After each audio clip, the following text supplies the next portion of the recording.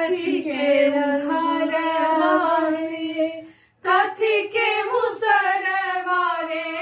कथी के घरवा से, कथी के मुसरवा,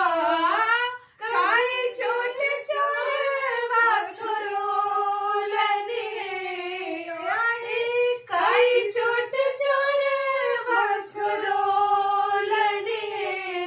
चित चोरवा बनोलनी हे, चित चोरवा, सोना के उखरवा से, रूपा के मुसरवा रे, सोना के उखरवा से, रूपे मुसरवा है, आठ चोर चोर छोड़ोलनी हे, आहे आठ चोर चोर छोड़ोलनी हे, चित चोरवा